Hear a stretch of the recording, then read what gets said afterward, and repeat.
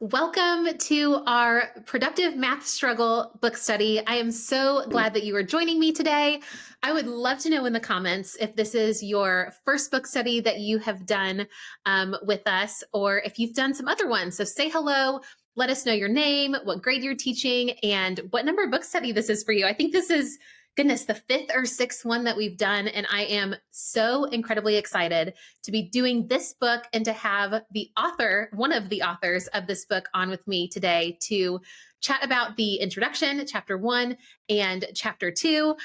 So before I introduce our guest, I probably should let you know who I am. So my name is Brittany Heggie. I am the math brain behind Mix and Math, and it is just such an honor to be here, to have this community of math teachers where we just get to grow and learn together and explore math together. So thank you for being here. And John, thank you so much for being here. Welcome.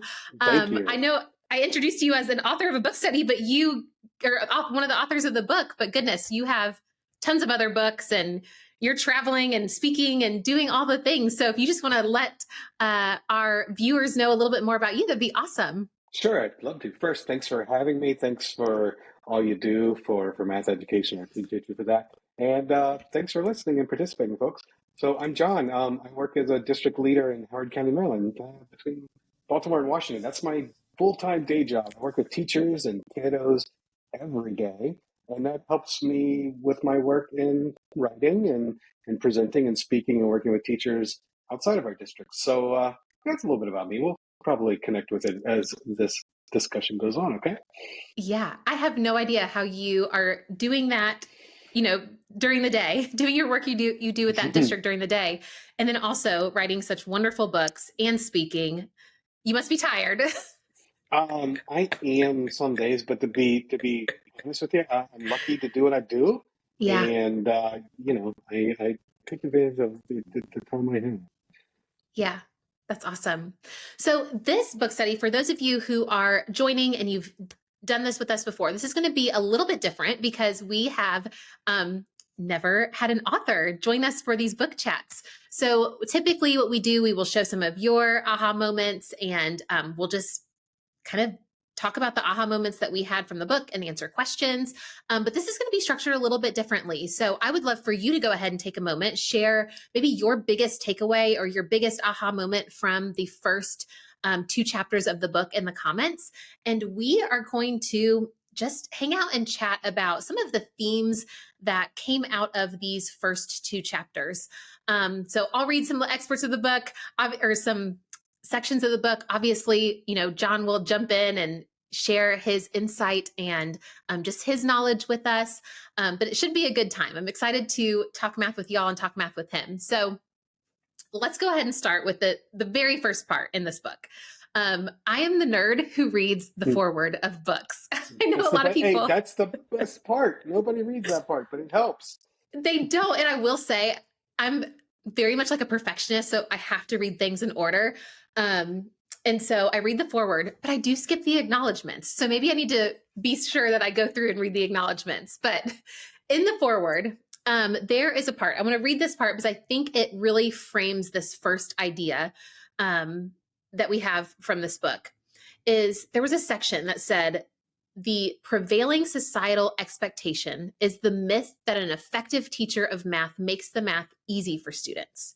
In turn, this leads to the unproductive belief that if a student experiences struggle, then either the teacher is not doing his or her job well, or the student simply isn't a math student. And I love that who wrote the foreword? I should know this. Matt Larson. Good friend, Matt Larson.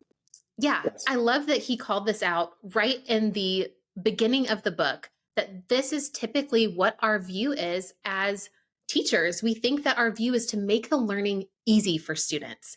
And, based on what I read in the introduction, you talk a lot about the fact that our identity of ourselves as teachers and our role as teachers has to shift in order to have productive struggle. So I would love to hear kind of like, what are your thoughts on that? What are your thoughts on changing your identity as a teacher in order to open yourselves up to allowing productive struggle in the classroom? Brittany, there were like 30 questions embedded in that statement. Not that you asked 30, but let me just hit on a couple of them. Let's start with first, like what it means to be successful as a teacher and what we believe math to be. I mean, this is what Matt talks about and what Susie and Kevin, my co-authors, and I talk about. And if math was only rote, procedural, recall, basic skill knowledge, or recall, I should say, then, you deliver something to a kid and they regurgitate it, you would feel good about yourself. That's like what it should be, right? But doing math is teaching, it's learning, it's thinking and reasoning, and it's like deep and complex. If you've ever worked with another human and ever tried to learn how to think or help them learn how to think, it's really complex, and it has setbacks and successes, and it's not a straight line, as we all know. And I say all this because we've been led to believe that teaching and learning is 180 days, and each day you'll get a little bit better, or everything will go a little bit better. And like at the end of 2 weeks, you'll know this much, and at the end of 3 months, you'll know this much. And that's just not really how it works. I say all this to you because after 60 minutes of a math lesson, I always felt like if my kids weren't getting the right answer, I wasn't doing a good job. I wasn't doing what I was supposed to be doing, because I had a pretty damaged identity about what math was, right? Yeah. And what made somebody good at math. And the belief that someone who's good at math gets it quickly, that can replicate what the adult or the teacher's doing, in the same way, that's a quote unquote good student. That's really not what math is, right? Right. Math is something you do for yourself to solve problems in the world.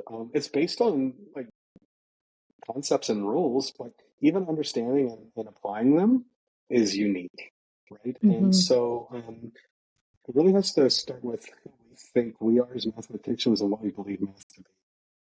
Yeah.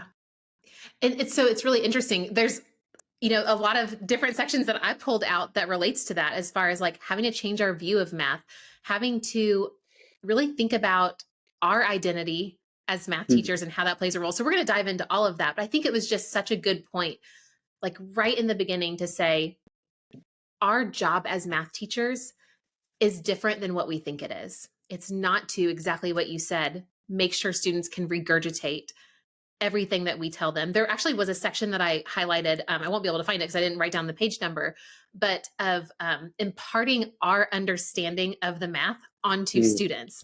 It's not that. And I think It's so not much of what the time, not even imparting, imprinting, right?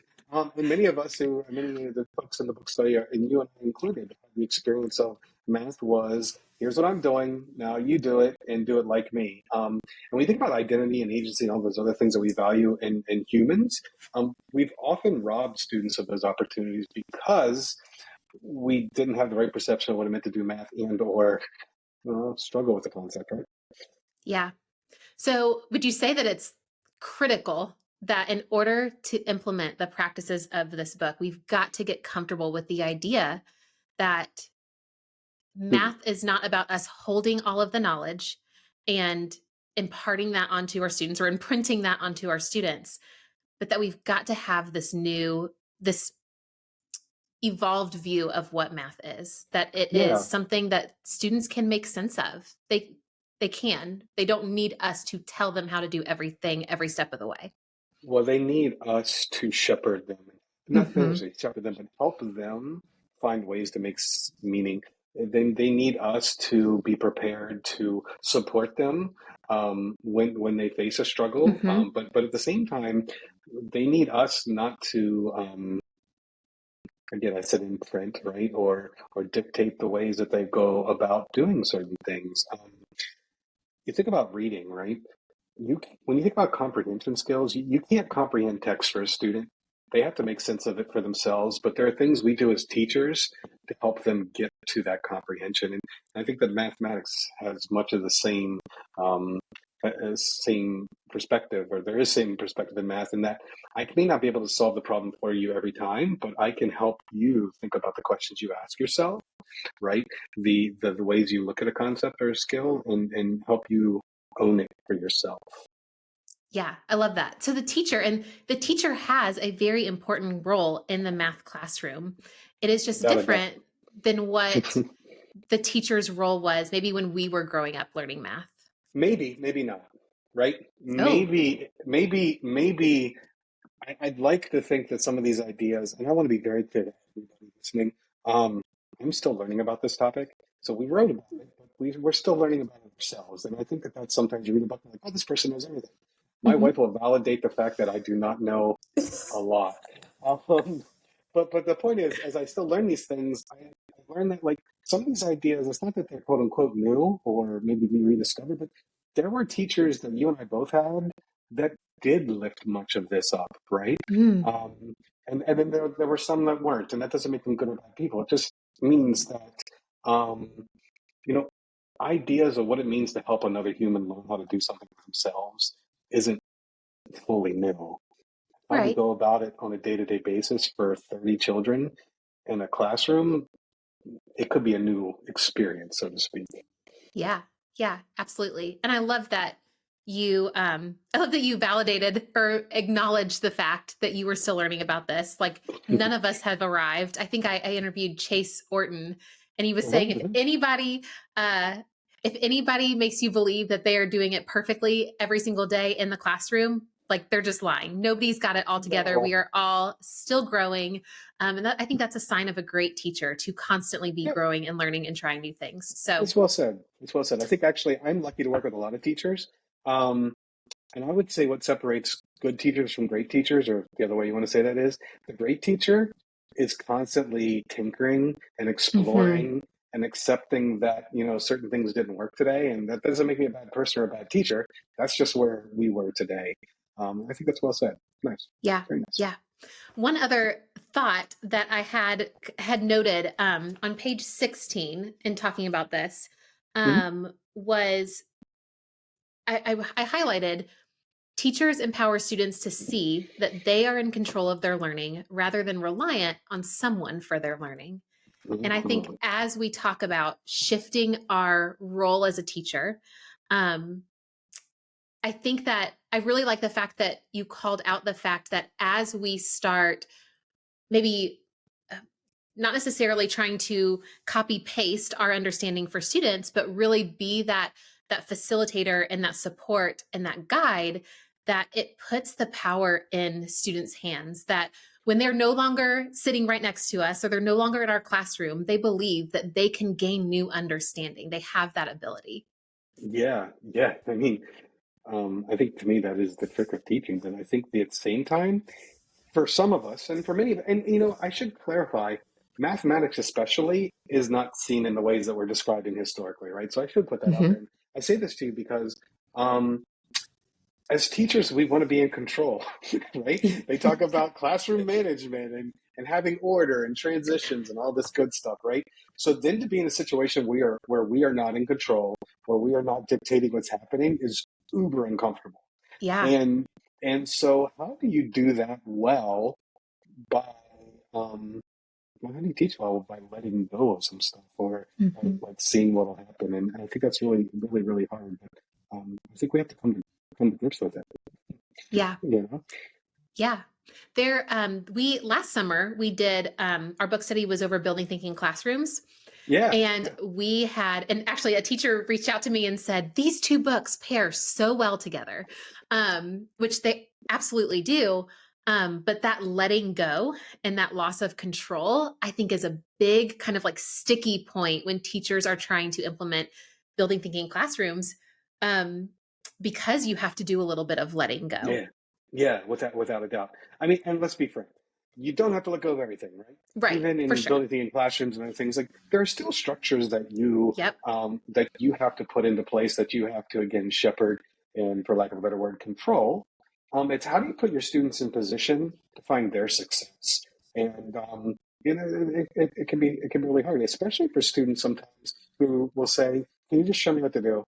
Right? Or, I mean, I think that that's said often by students because they've been led to believe or their experiences have been much of like, just, I'll show you what to do.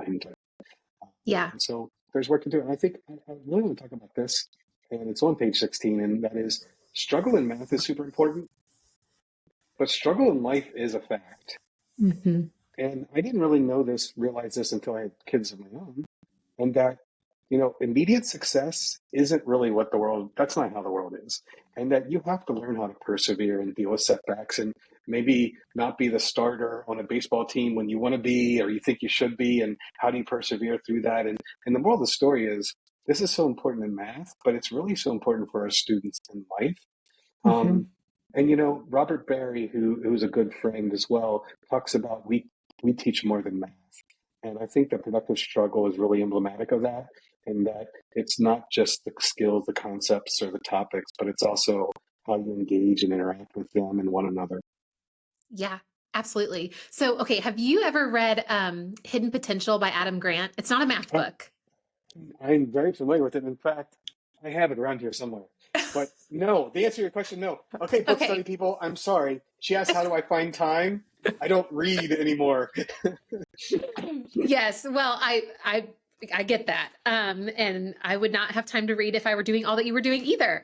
But Oh, whatever. so I was reading this book, and of course I just lost the page. I haven't now I'm really good at reading like the first two chapters of books and then getting busy or distracted and then it's gone. But I had to find this because I was reading this book and it was actually right along the same time that I was reading Building Thinking Classrooms. And there is this section in this book, and of course, now I can't find it. But anyways, it was essentially, and I'm probably going to butcher this. So if you have read it, just correct me in the comments. So essentially, there was this study that was done, and it was, I believe they were studying what impacted like students' success in life, like beyond the classroom. Now, granted, they were using their metric of success, I think, was like how much money kids are making in their careers, well, when they're adults. So obviously we can have different metrics of success, but that's what they were measuring. And they were like, what leads to that? Is it their like, is it the kids who have the highest reading scores, kids with the highest math scores? Like, what is the most impactful factor to that? And what they found, it was not reading scores, it was not math scores, it was their kindergarten teacher. And the Mm. reason it was their kindergarten teacher is because their kindergarten teacher imparted, oh, here we go. I found it. Like essentially developed certain characteristics or like qualities in them that carried on all the way through middle school, high school, and into life. And I about screamed when I read this because all of the things that they listed are the reasons we teach math. Like it is what happens. Yep. So it is one of them, which completely relates to what we're talking about right now, is determination. How consistently did they take on challenging problems, do more than assigned work, and persist in the face of obstacles? And then here are other ones. It was pro-social. How well did they get along and collaborate with peers? Proactive. How often did they take initiative to ask questions, volunteer answers, seek information from books, engage the teacher to learn outside the classroom? And when I read that, I'm like, this is why we do this. This is why we teach math. This is why if we teach math in this way, this metric of success, and we could probably change it to a bunch of other metrics of success and still see those same things. So when you say that these are not just math skills, they're life skills, I mean, you're spot on. And Adam Grant proves it. There you go. In fact, I'm familiar with some of that literature. I can't remember where I come across it, but I'll say this to you. When you think about classroom instruction, I mean, we have great teachers in all grade levels, Hmm. but like the saturation typically in kindergarten is the highest because they do many of the things that you talk about. I'm always in awe of how kindergarten teachers go about their work. And Hmm. sometimes folks are like, yeah, but that math isn't that complicated. Learning to make 10 when you're 5 can Yeah. be as complex as systems of equations when you're 14, right? Hmm. And so I say all this to you because if a kindergarten teacher can do all of that with a complex topic for a 5-year-old, we can do it at any grade. We can do Yeah. it with any topic for that matter. But I love that you lift those points up because they're spot on. Yeah, They're yeah, spot on. absolutely.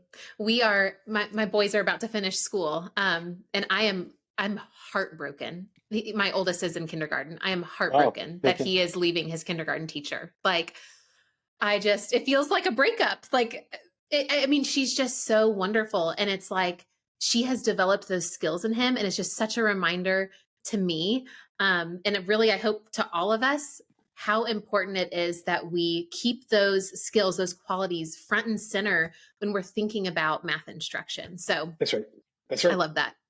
Love it. Okay, so the next theme that I really kind of like pulled out of these first few chapters was you talk a lot, or you and the other authors talk a lot about um, productive struggle really being like an equity issue. Like, in order to Mm-hmm. provide equitable math instruction, um, every single child deserves to experience productive struggle. So I would love to know, I would love to hear from you, just, why is this such an important piece of equitable math instruction? Okay. I think there's many, many different prongs to this, but let me start with the first one. The first one is, um, sometimes struggle is connected with the task or the experience, right? Often it is the case. And certain kiddos on like a higher proficiency level, um, they've always been successful at these level tasks. That's like all they ever do. And they don't struggle for the first time until they get to Algebra 1, for example, Hmm. or it's later in their careers. And all of a sudden, they've always been killing it. And now there's a struggle, and they're like, I don't get this. I can't do this. And their self worth can crumble in a moment, right? And I start on that end of the conversation because often when we think about like, working on our craft as teachers, we're like, what can I do for the kiddos that are struggling or not doing well? What am I going to do to reach more of them? And we forget that, students have success in all sorts of ways, and that it's not just like a certain proficiency level, lower level that we need to be concerned about. We need to be concerned about each and every child, right? Hmm. So I say that to you first. Yeah. The second thing I'll say to you is that in classrooms where students do struggle more consistently with content or with ideas of math because they don't get it in the 60 minutes like a textbook describes they should, right? They then often experience a more watered down, um, and maybe watered down isn't the right word, but more procedural, very basic uh, experience with math. And so therefore they don't get to work with cool problems, or they don't get to work with like nice real world applications. They're relegated to computation and memorization, which by the way is not what math is, Right. purely. And I think there's another thing that's an equity issue that we sometimes forget about, and that is if there's two students and they're in the same school, and let's say they're both in just regular old on grade level classrooms, fourth grade. I'm making this up, right? But if one has a routine rich experience with good tasks and the opportunity to get dirty with math, and the other one consistently just acquires and regurgitates, right? At the end of a year, at the end of 2 years, at the end of 5 years, those are wholly different experiences, Hmm. right? That ultimately yield two different students that have two different abilities or opportunities. And so I think equity when it comes to productive struggle has so many different stokes or Yeah. spokes. Those are just a couple I like to harp on. Um, but I feel like, again, I'll tell you another one just off the top of my head. Sometimes kiddos who don't know their facts right away, or some other thing that we deem to be the most important thing in math, they don't get opportunity to do the cool stuff, or they're kept in places where they never see their potential or the math potential. And I don't know, I'd say it's more inequity. It's probably an injustice. Yeah. Yeah. So there's kind of like two, I mean, it's a continuum, right? You talked about students at all different places with struggle, but let's start with the student who typically does really well in math class and has never struggled. And that's an interesting point to start with, because when you think about it, if we just got done talking about how these are life skills that we're developing, and you actually mentioned it several times in the book of just this being a part of life, struggle being a part of life. And I think, probably as somebody who is a perfectionist and doesn't like to try things that I don't know I'm going to be good, I'm going to be Mm, successful at, you know, I wonder if those students are less likely um, to try, whether it's problems or whether it's experiences or go for careers or whatever, are less willing to try to join or participate in these things because they are not comfortable with struggle, because they are not comfortable with trying things, failing, or not even failing, but just like having to start all over and go mhm. a different direction. I think it impacts so much in life because they just don't have that belief that they can do it, that they Yeah. can push through hard things. Yeah, so I think that's, and let's just keep it in the context of math, right? So I don't think I can do math becomes my identity, and then ultimately I'm not going to pursue anything in math. And listen, I'm not saying every kid should be an engineer, but I do believe every kid should have the opportunity to be an engineer if they want to. And Hmm. I think that for many kiddos, the door is shut so early Yep. because of the perception of what it is to be A, successful, and B, good at math. And for what it's worth, typically who's good at math are those that follow rules and can remember stuff, Hmm. which is or great number crunchers as I like to call them. And what's fun? I don't know if this is fun, but I mean, I had kiddos in my class that were great like number crunchers, and I had kids that were great with their spatial awareness. And I say all this to you because sometimes you have to make sure you're finding opportunities like logic games and doing different types of puzzles and things like that, so that students can see that they bring strengths to everything. And though I'm really good Yeah. at numbers, when I work with Brittany, I'm like, holy crap, she's really good at manipulating space and like doing puzzles, and I'm not good at that. Because for the kiddo who thinks they're awesome at everything, there's, I mean, I was that kid. I thought I was great until I found out I wasn't. And I say that to you because, I mean, just because you're successful in one aspect of math or one aspect of language arts or anything else, that doesn't mean there's the whole other side or depth to it that other people are good at, and yet you working together really achieve something more, right? Yeah. This is really interesting, and I promise not to go off on a tangent here, No, no, but go this ahead. is this Tangents is are fun. why Everybody likes tangents. this is why think I have a really hard time with letter grades for math. And also when people say, like, oh, my student's at a second grade level. Well, let's dive deeper into that because What's there are that mean? exactly, because it's not, math is not just this one thing. Exactly like you Mm, said, I have seen students like just absolutely excel. I mean, they are like off the charts on every standardized test for math. And then just he could not wrap his brain around um, finding the volume of rectangular prisms. Like he mhm. just couldn't see it yet. And so, and vice versa, I've seen the exact opposite with that. And so, I don't know, hearing you say that, it's just a reminder that there are so many different aspects of math, and not to pigeonhole, I think, students into, oh, you're good, or oh, you're bad, or oh, you're an A student, or oh, you're a D student, or you're advanced, or oh, you're behind, because it's like, oh, there are so many different parts of math that they can excel, and then possibly areas of growth for them. Yeah, no, I think that's a great one. I mean, we could talk about tangents and letter grades for a long time. But it actually does. This is, I think, a challenge that we face as math educators, and that is, um, many parents. Every parent wants the best for their kids. We all know that, right? Hmm. But parents Yeah. will say things like this: "I don't want my kids doing that kind of math or this new math." I'm just making this up, right? I don't want them doing this kind of math or new math. And then out the other side of the math, they'll say, "I really suck at math." And I say that to Hmm. you because they want the same math taught that was taught to them, taught to their kids, but they acknowledge that the math that they experienced for 20 years was horrible. And those two Yeah. things don't jive. And it goes with letter grades too. We all acknowledge that grading can be a really messed up thing.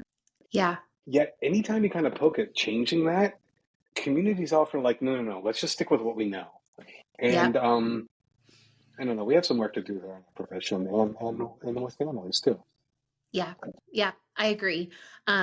It's interesting. And you talk about this in the book about getting the whole school on board with productive Mm, struggle. mm, I think same thing, both with productive struggle and also grading. Sometimes it's hard to get the whole school on board with, this view of grading or this view of productive struggle, which means it's ultimately hard to then get the community and, being hmm hmm. parents involved in that as well. So we'll talk about that Okay. a little bit later, unless you had thoughts that you wanted to jump in with. I probably do, but let's move on. We'll come back to them as they come back. So, Yeah. So, okay. So we talked about this one end of the spectrum with productive struggle. I actually wanted to talk about the other end too. And I actually don't even necessarily like talking about them on separate ends, but we hmm have these hmm. students who are used to struggle in the classroom.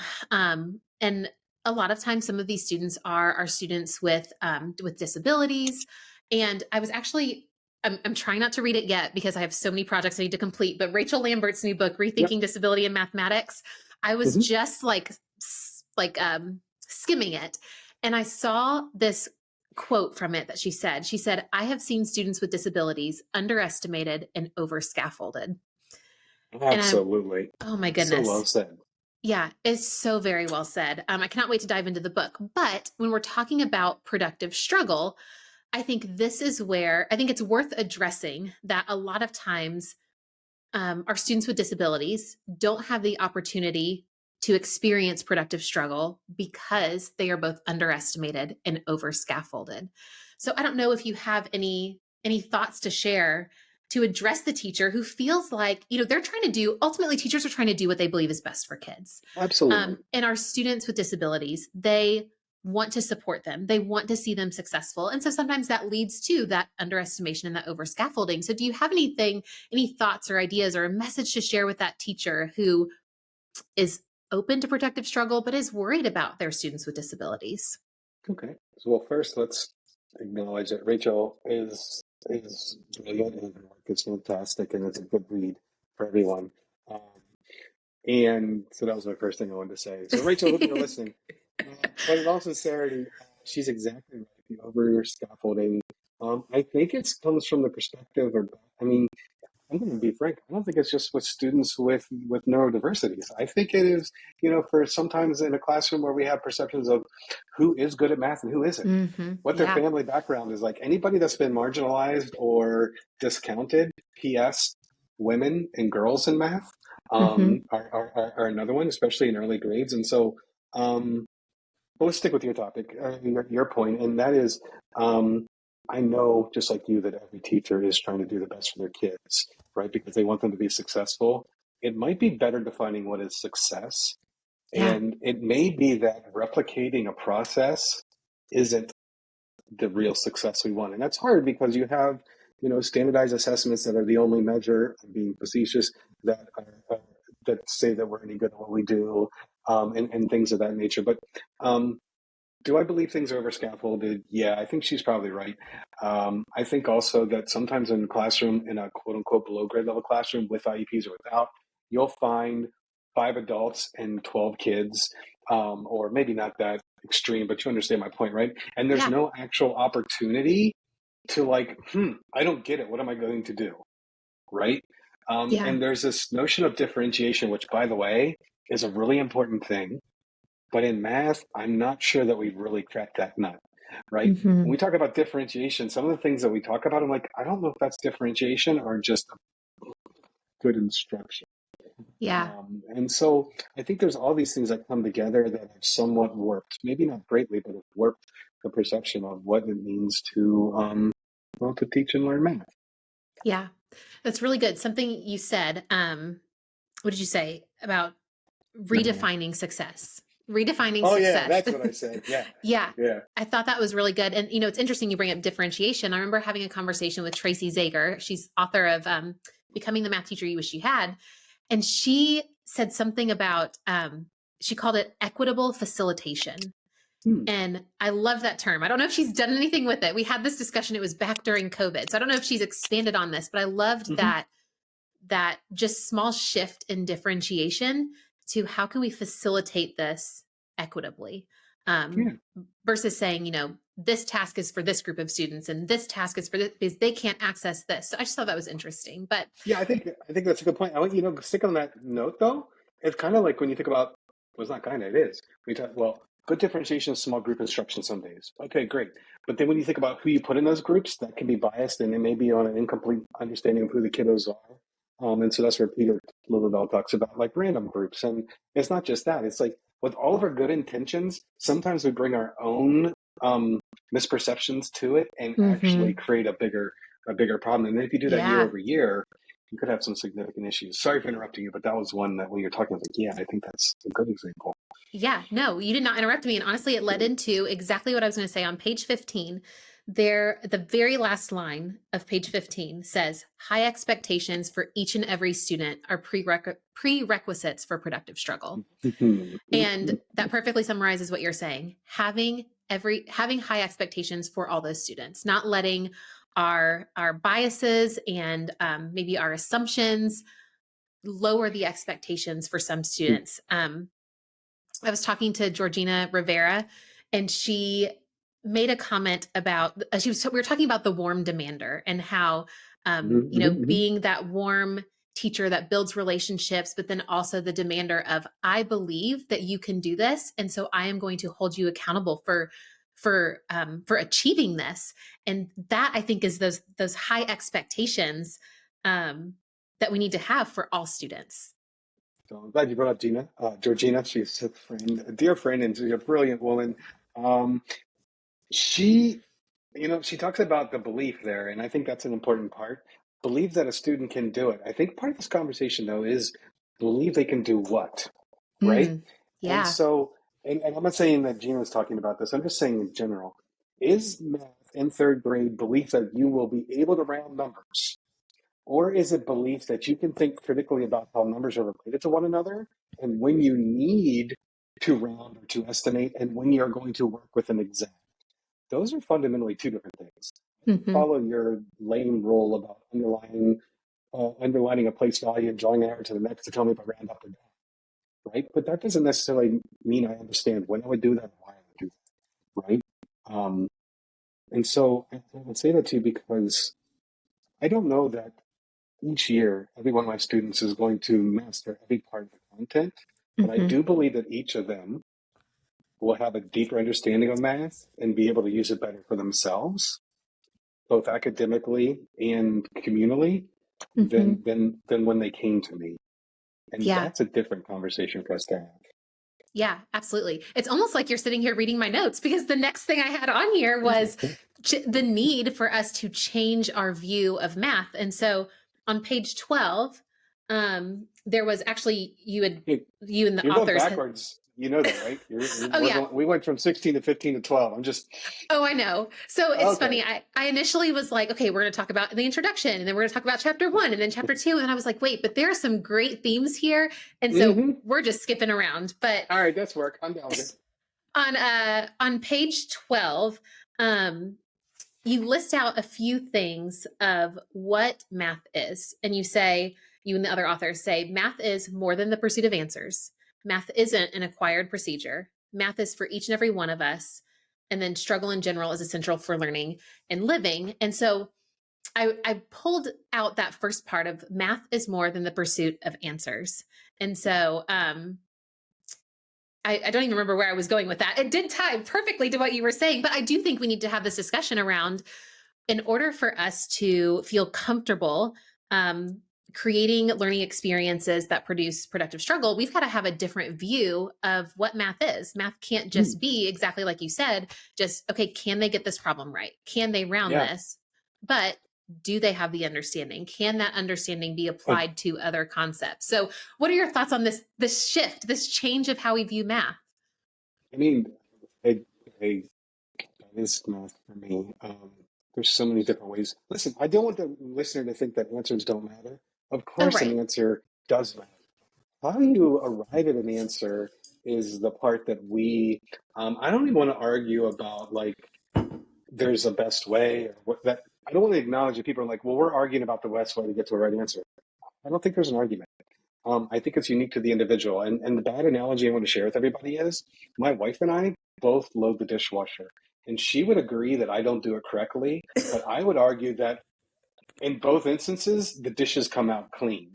Um, and so and when our kids did dishes, which was once every 17 years, they totally didn't load the dishwasher correctly. My wife and I did agree on that, but they got there the same that they got to the actual answer. And I say all this to you because in math for too long we said that the only way you can add 99 and 13 is by lining it up, regrouping it, carrying your one, and Hmm. all this other crap. When really a lot of other kids think about it in different ways, but those kids have been marginalized in math or told that they didn't fit. Hmm. And I know that's about fluency that I'm discussing, but it's really something that is a great example of how struggle has been quelled or put away. Yeah. So it's really interesting. I'll share two stories here. So one, so my husband, he is an elementary school principal, although now he's kind of in like a principal support role with a few different schools. But we taught together. He was ELA, social studies. I was math and Hmm. science. And it was fun. We were like mom and dad to our kids, I or to our bet. I school bet. kids. Yeah, yeah. Um, So, anyways, it's really interesting. He has a very poor math identity. And I mean, it's grown over the years as we've had tons of conversations, but it was interesting. Something happened on Instagram and I brought this problem to him. And I was like, how would you solve this? And he said, well, I don't really know how to solve it, but here's how I would approach it. And he gave me this beautiful explanation, like so much reasoning and number sense. And I was like, why did you start that with, I don't know how to solve it? And he's like, oh, because I can't remember like the steps that you're supposed to Oh, do. that's it. He said, Yes. exactly. And he said, this is how I coped in school. I was like, you do realize that your coping is the exact goal that we have for students, That's you know? exactly right. And it just, oh my goodness, it just like it broke my heart and it was beautiful all at the same time. And then, Hmm. not too much, not too far later, I saw this reel on Instagram and it had nothing to do with education, but it was these three guys. They were sitting there and they were talking about, I don't know, they brought up a joke about Common Core and they said, oh, Common Core, like who even gets it? And they were like, one of the people asked like, it was like a simple addition problem. I don't know, like 44 plus like 27 Hmm. or something. And this guy was like, oh, I would solve it this way. And this guy was like, oh, but I would solve it this way. And he's like, oh, I never thought about solving it that way. I was like, you do realize this is the best advertisement for Common Core there is, right? So it's just Yeah. interesting. So it's funny you say that because, like your husband and adults do math differently than the way that they were taught to do math. Not everyone, Yes. right? Yeah. But we move in and out of procedures and rationalizations and estimations because we have life experience and we are able, or we feel the empowerment to think on our own. I do want to say something not about my husband, but about adults, like many that I work with. Repairing their math identity is actually the first move, um, Mm, because so many adults have a damaged identity when it comes to math. I mean, you described your husband perfectly. I think we all don't have to think really hard to think about somebody who says I'm not very good at math, or I didn't like yeah. it, or it makes me break out. And I say all that too because that then infiltrates what we do as teachers, Hmm. and how we explore or don't, how we let our kids explore or we don't, Yeah. how we let our kids think or we don't. So there's a lot of work to be done there. Yeah. And I think, just adding on to that, I'm sure that there are teachers who are watching who have struggling math identities as well. Oh, They're reading absolutely. this and they're like, okay, I can do this, but also I don't feel confident in my own abilities to do Hmm. math, let alone teach math. So Hmm. I think it's worth, talking about that as well, which is funny. Next theme I pulled out here was math identity. And I Yeah. think, a question that I had, and you work with so many like teachers and students and all of that, but I wonder if the importance or the impact of math identity is somewhat underestimated. Do you feel like Absolutely. it's a discussion that is maybe not happening enough, both for teachers, parents, and students? Absolutely. Absolutely. In fact, I would say that math identity is probably the most under talked about thing. I mean, I know that it's bubbling up in here and there in places. And not just math identity, but there's like this identity, agency, and self efficacy. These three things are all interwoven totally together. And what's fascinating to me is we talk about identity in language arts classrooms in elementary school and in literature classes and later grades. But mathematics, quote unquote, as a science, we never look at in terms of like the human aspect of it. Does Hmm. that make sense? And like we Yeah. always like factored that out, pun intended. But we really go after. I know that was a terrible joke. It Sorry, was great. but but in math we're never and here I don't have to look very far. Let me give you an example.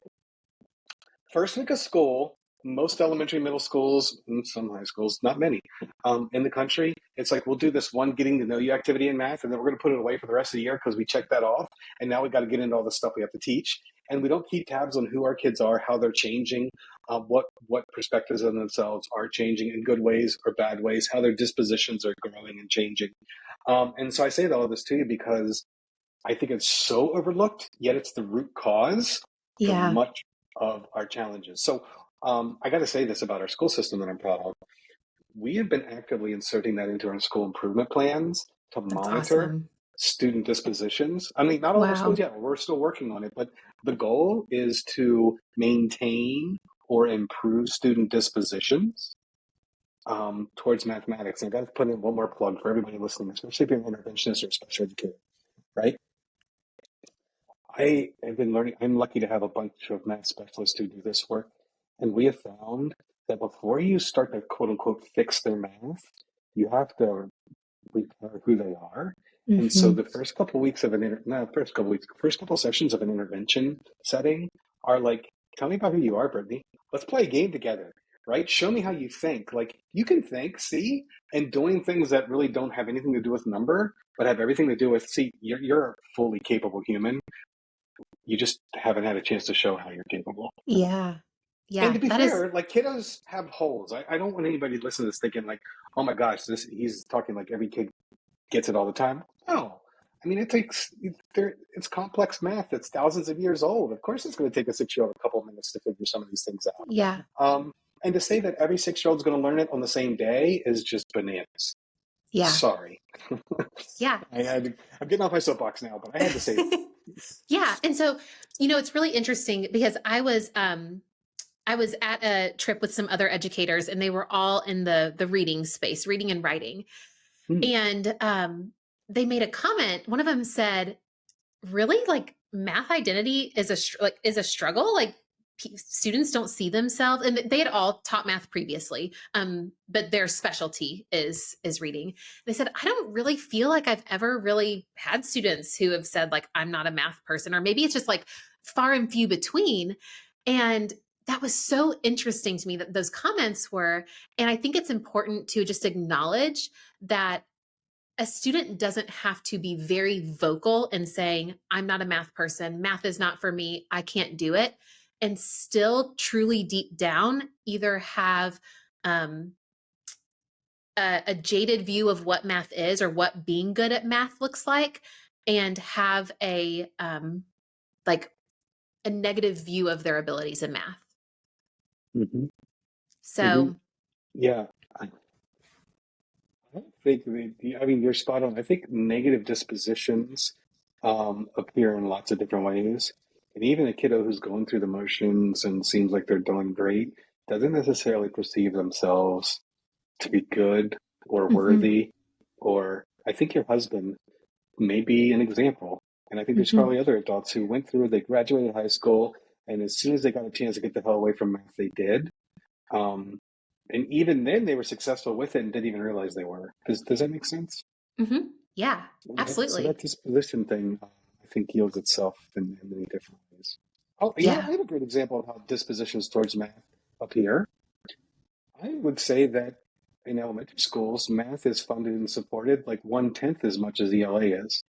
Hmm. I'm Yeah. sorry, that's not a kid disposition. That's like an adult disposition towards math. Not that everybody should learn to read. Of course you should. That's Right. really important. You should learn the math too. That's really important. But Yeah.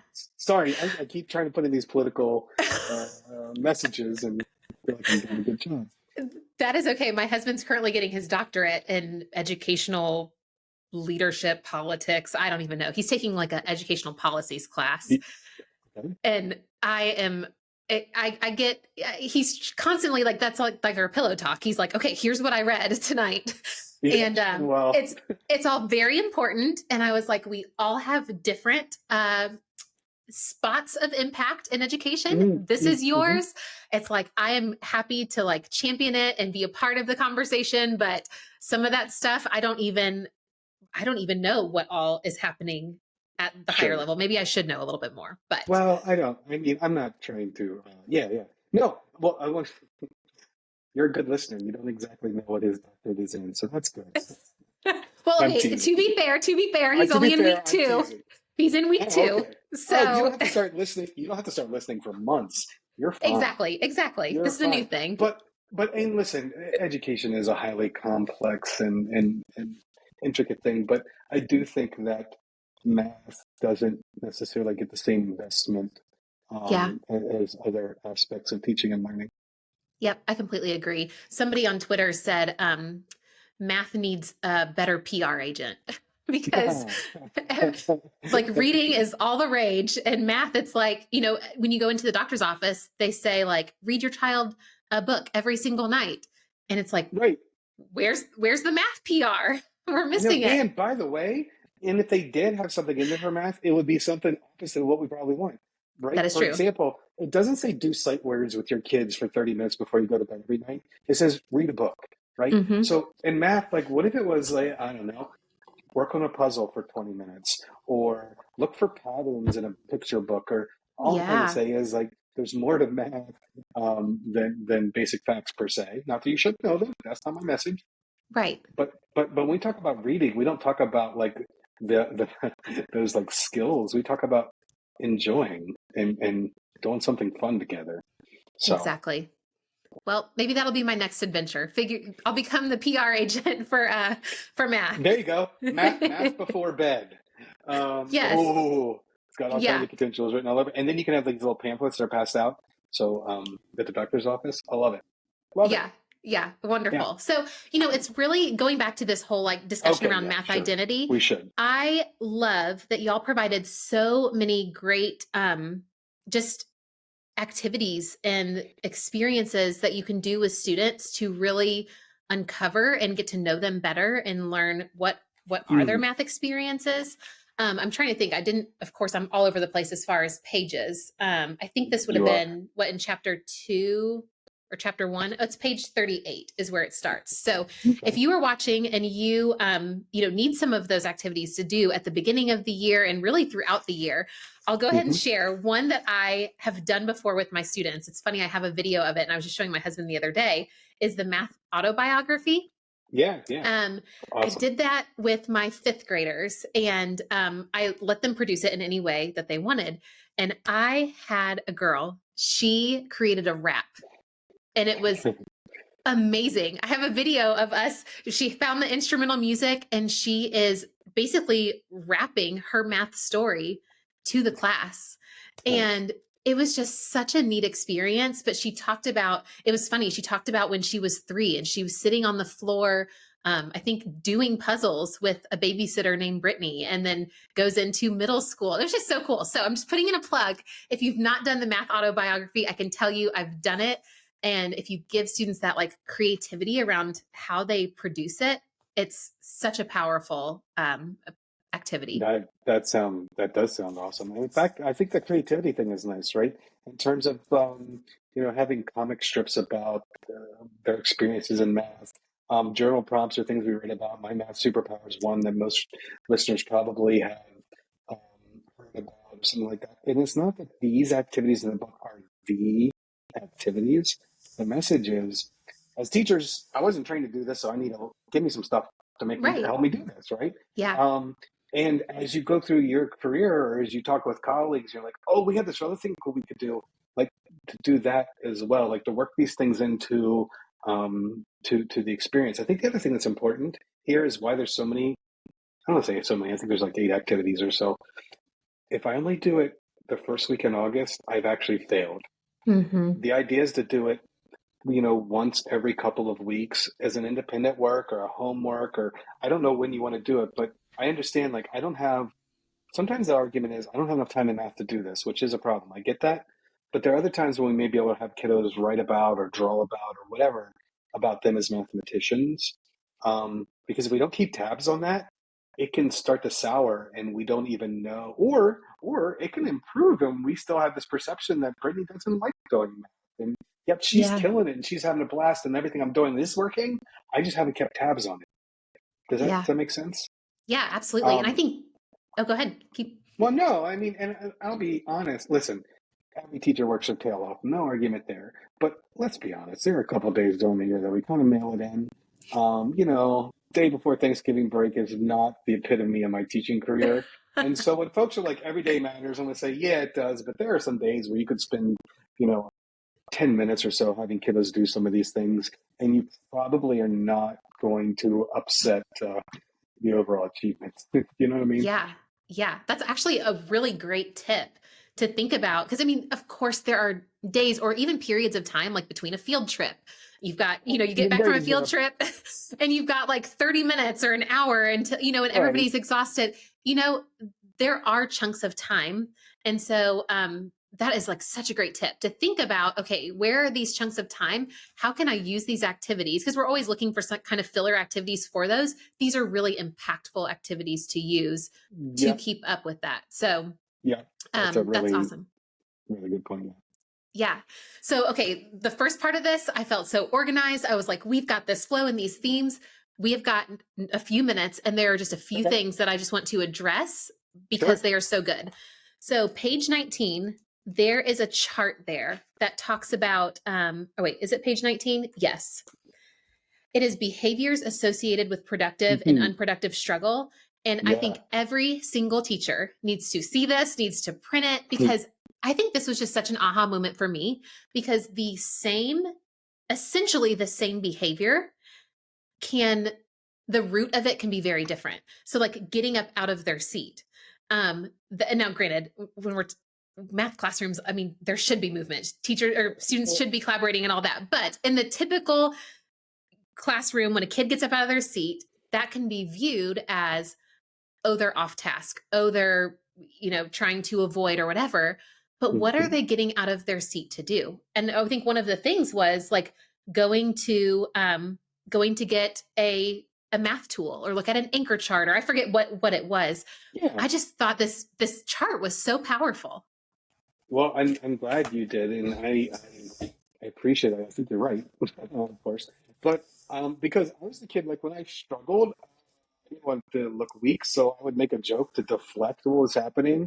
And this isn't about only about me, but as I thought about my kids that I've taught over the years, and I studied what they did, and I worked with other colleagues and things, like typically the reason you struggle, or excuse me, your reaction to a struggle falls into certain buckets. Hmm. You either avoiding it, you're deflecting it, or you're frustrated by it, Hmm. or you're just frustrated, right? Um, and then how you cope with that could look like something that's actually a productive thing. I say that Hmm. too because getting up to walk around the room to see what other people are doing, we used to call that cheating, but today we call that collaborative support, Yeah. right? Um, getting out of your seat to get a tool, or better yet, I think we've all been in a meeting where we've whispered to our partner to figure out what the hell we're supposed to be doing. And Hmm. that was because we were struggling to make sense of the directions that were given to us. Yet I've seen in classrooms where a kiddo will do the same thing, and the perception is, oh, they're talking, oh, they're off task. And just to be clear, Yeah. sometimes they are, right? Yeah. But sometimes they're like, I don't get what we're doing, and I'd rather ask my peer, who I trust more than the adult sometimes. Yeah. And not to say that there isn't trust between the adult and the student, but you understand my point, right? Yeah. Um, so there are behaviors that if we don't know who our kids are, the behavior may lead us to the wrong reaction or the wrong type of support. Yep, absolutely. And on page 18, it says teacher assumptions about behavior can damage attempts to persevere through struggle. And so this whole section was just a really good reminder to maybe not just jump to an assumption about the behavior, to really maybe dig a little deeper.